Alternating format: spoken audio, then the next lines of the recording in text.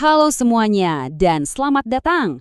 Hari ini kita bakal kupas tuntas sebuah kekuatan dahsyat yang ngebentuk dunia kita sekarang. Namanya globalisasi. Udah siap? Yuk kita mulai. Sebenarnya nih, sadar atau enggak, kita semua udah hidup di tengah arusnya. Setiap hari loh, globalisasi ini bukan lagi teori ribet di buku pelajaran ya, tapi kenyataan yang ada di ruang tamu kita, bahkan di saku celana kita.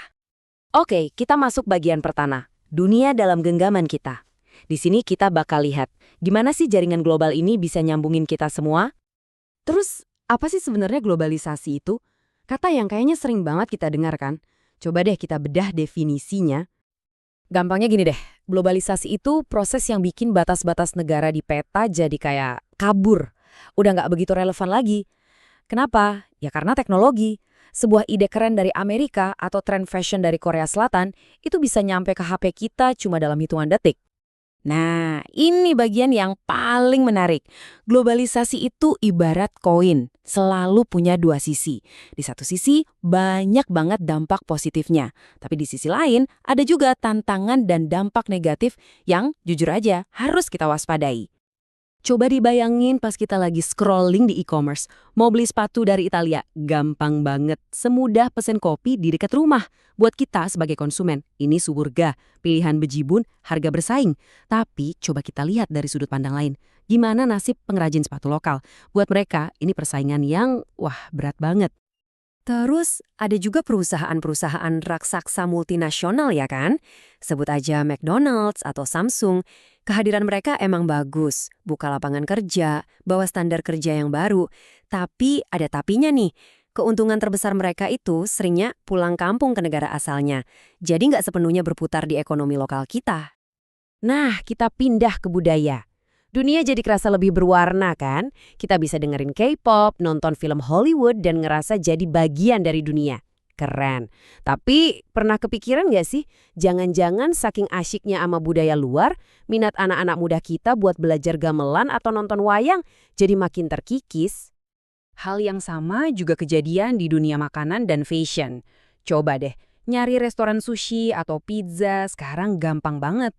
Tapi gimana kalau mau nyari warung yang jual jajanan pasar yang udah langka? Susah. Ini bukan cuma soal selera loh.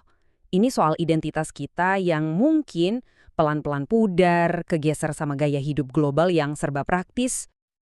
Dan tentu aja teknologi. Internet itu kayak ngasih kita kunci ke perpustakaan terbesar di dunia. Akses informasi, wush, cepet banget. Ini bagus banget buat nambah ilmu. Tapi ini juga kayak pedang bermata dua. Kita bisa gampang banget kena information overload alias kebanyakan informasi. Dan yang lebih bahaya, hoaks jadi nyebar secepat kilat.